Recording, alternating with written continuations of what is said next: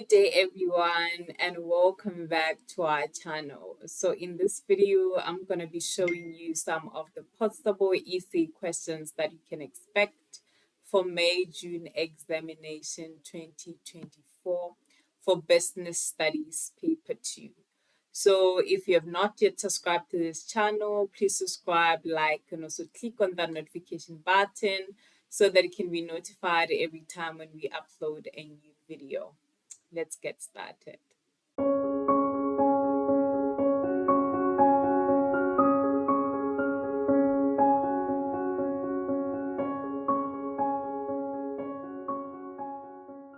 So paper 2 focuses on two topics, which is business ventures and business roles.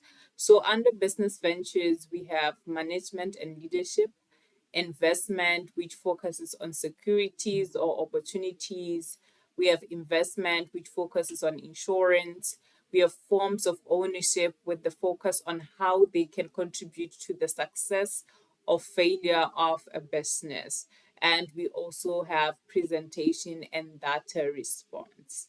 So for business roles, we have ethics and professionalism, creative thinking and problem solving, social responsibility and corporate citizenship, and corporate social responsibility. We also have corporate social investment. And we have human rights, inclusivity, and environmental issues. And we also have team performance assessment and conflict management. So in this video, I'm going to be focusing on the essay questions that you can expect under business roles. So I'll do part 2 where I'm going to be sharing with you some of the possible essay questions that you can expect under business ventures. So under business roles, you can expect an essay based on human rights, inclusivity, and environmental issues, which means that you need to study human rights, inclusivity, and environmental issues and understand it as a whole. As I always say that an essay might not come exactly like this, where they ask you to outline the responsibilities of workers in promoting human health and safety in the workplace. They can ask you to discuss any question that is based on human rights, inclusivity, and environmental issues. So it is not safe for you to find like an essay question like this and you study this subtopic because you expect them to bring it as it is. So what you have to do is to understand the topic as a whole. I have a lesson which is based on human rights, inclusivity, and environmental issues if you want to understand it better. You can also be asked to answer a question that is based on social responsibility and corporate social responsibility or corporate social investment. So again, they might not ask you what is the purpose of corporate social investment. They can ask you what is the purpose of corporate social responsibility. So it means you just have to understand the topic as a whole.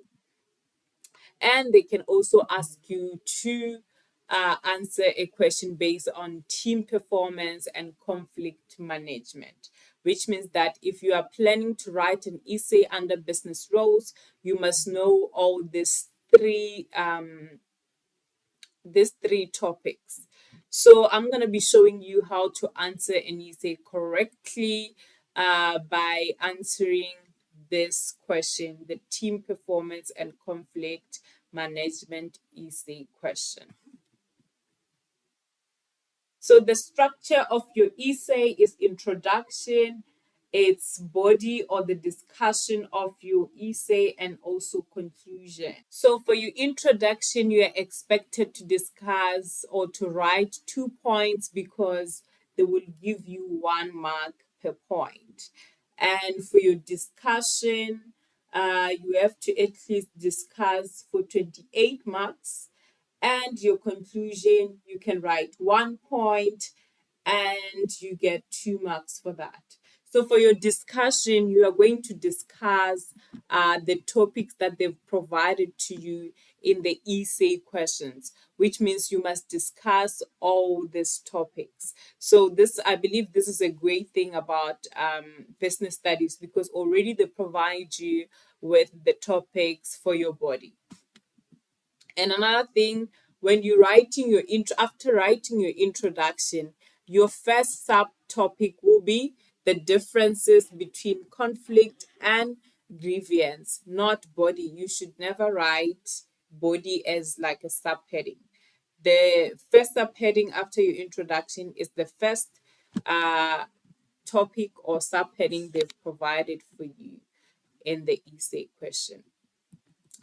And for your 8 marks, as you can see that for introduction and body, it's 30 marks, plus conclusion, it becomes 32 marks. So the 8 marks that you get it from inside. So if you've watched my previous videos, I believe you already know what inside is. So for you to answer this essay correctly, you need to understand what team performance is and also what conflict management is. So team performance basically refers to the effectiveness and efficiency of a group of individuals or people working together towards common goals or objectives. And conflict is when people disagree. So I can say it's a serious disagreement and argument about something important. Um, and management, when you manage something, it's or conflict management has to do with being able to identify and handle conflicts sensibly, fairly, and effectively. So for your first point on your introduction, you can say that businesses should be able to deal with conflict and grievances as soon as they occur to avoid demotivating their employees. You see, this is why you need to understand what conflict is and also understand what team performance is, because these are the things that you're going to be discussing throughout the essay that you'll be writing. So grievances is we can say grievances are concerns, problems or complaints that employees raise with their employer. So if employees are not happy at the workplace, that we refer that as grievances. Or if employees have complaints in the workplace, we refer that as grievances in the workplace. So for your introduction, since you are introducing the topic, you can speak of the importance of conflict management.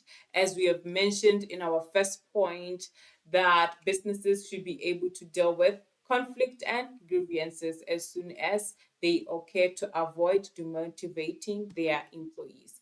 For your second point, you can say identifying the causes of conflicts enables businesses to devise strategies to deal with conflict in the workplace. So basically, by understanding conflict and conflict management and why conflict management is important in the workplace, you'll be able to write your introduction. Moving on to discuss the first subtitle that has been provided to us in the essay question, which is the differences between conflict and grievance. So already I've told you what conflict is and also what grievance is. So for your first point, for conflict, you can say that it's clash of opinions or ideas, viewpoints in the workplace. And for your second point, you can say that conflict is disagreement between two or more parties in the workplace. And then for grievance, you can say that when an employee is unhappy or has a problem or complaint in the workplace. And another point for grievance, you can say that it is when an individual or group has work related issue. So basically, the difference between conflict and grievance is that conflict has to do with disagreement between people, and grievance is when employees are unhappy about something in the workplace. So they have complaints, there are certain things they don't like that are happening in the workplace, and that causes them to be stressed or to be unhappy in the workplace. So conflict, they disagree. Grievance, they are unhappy. And then we move on to the second sub topic that has been provided to us in the essay question, which is to discuss the causes of conflict in the workplace.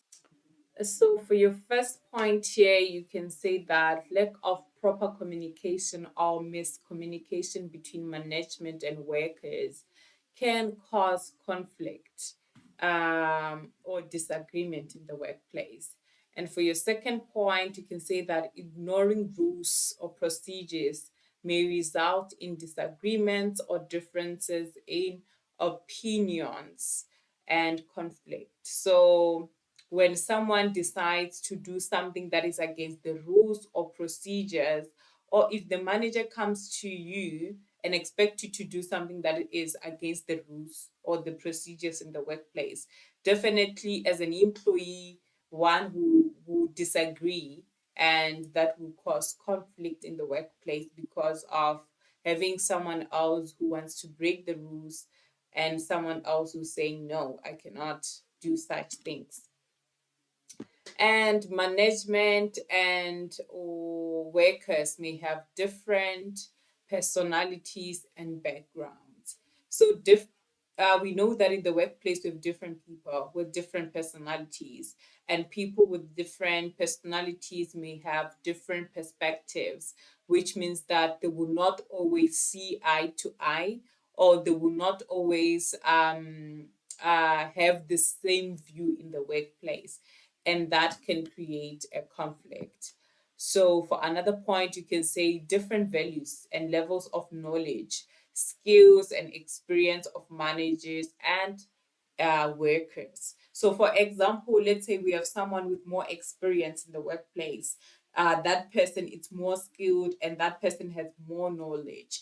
So, if that kind of a person gets to communicate with someone who is less knowledgeable, less skilled, or who have less experience, you might find that they tend to disagree, or they can disagree because the person with more experience feels like the other person with less experience and skills and knowledge um, does not see things the way uh, they see things, the way the person with more experience sees things.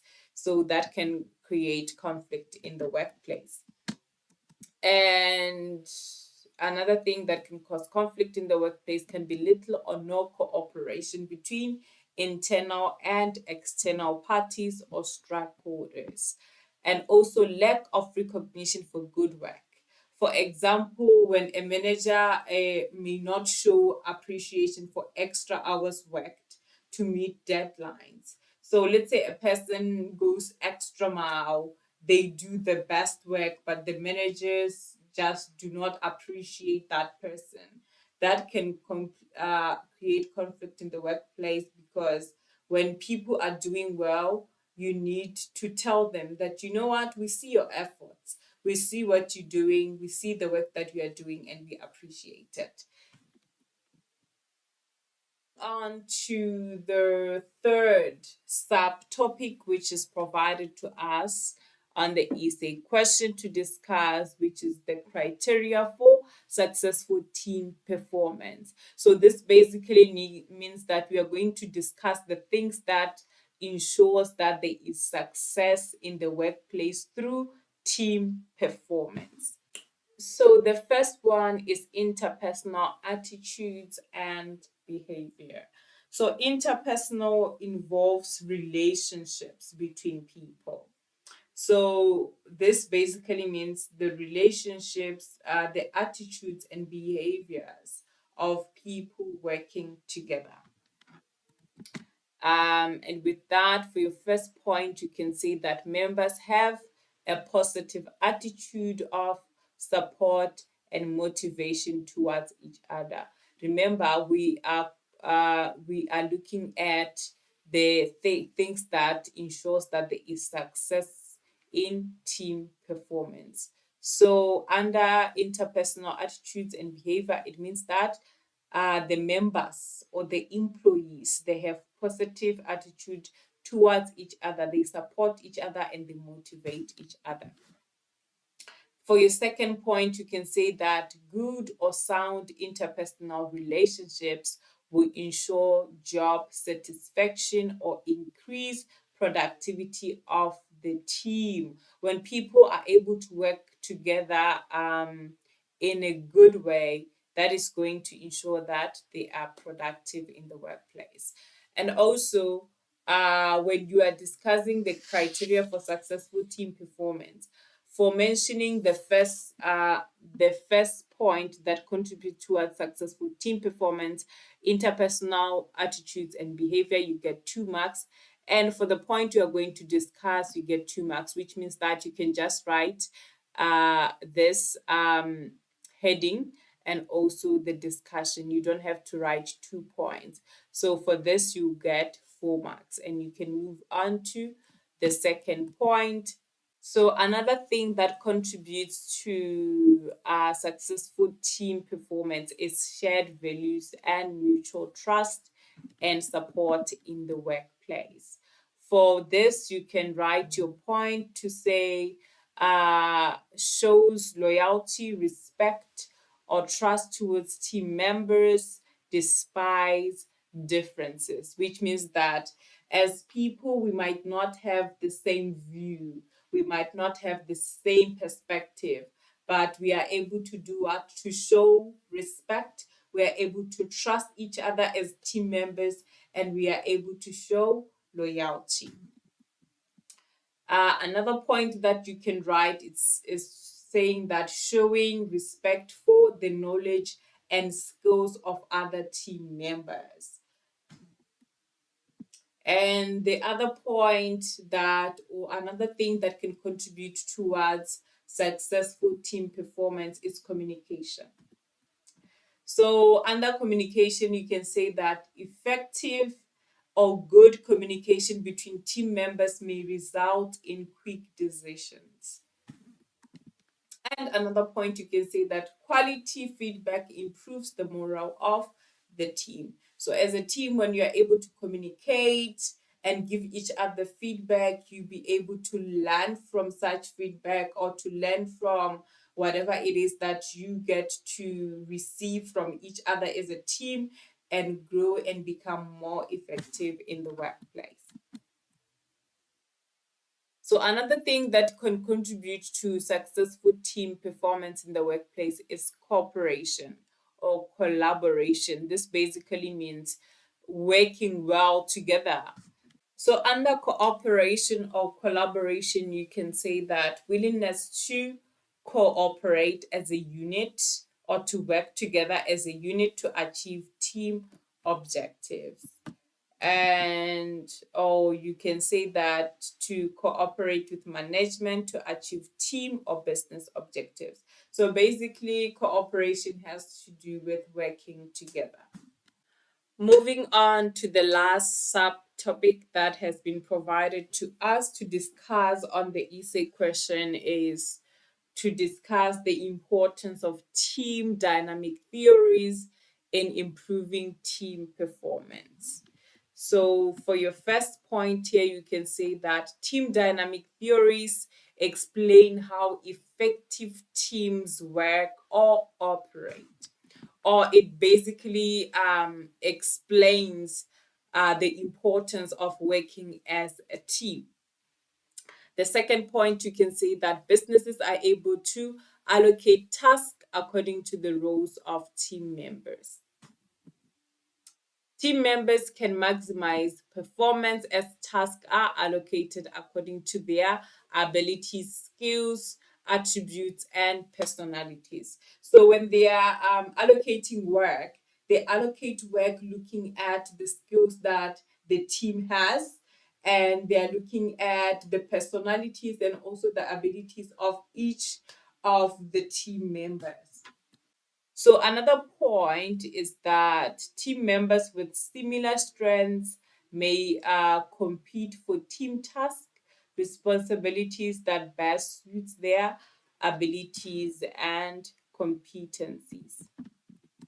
And for your last point, under the importance of team dynamic theories in improving team performance, you can say that conflict may minimize when team members perform different roles because they don't have to compete because they have different responsibilities, they have different roles.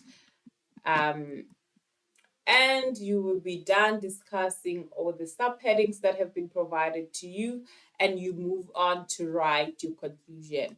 Remember, for your conclusion, you write 1 point, and for that 1 point, you get 2 marks. So for your conclusion, basically, your conclusion, you can just say the important thing about managing. Remember, the essay is about team performance and conflict management. So you can say anything that has to do with the importance of conflict management and team management, like the importance of businesses managing conflict in the workplace, or businesses improving team performance, or encouraging and motivating team performance in the workplace.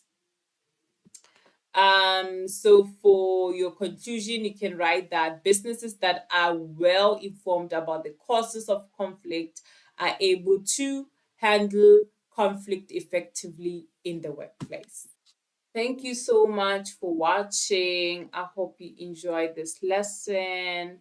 And I'll be uploading part 2 where I'll be discussing some of the possible essay questions under business ventures. Thank you.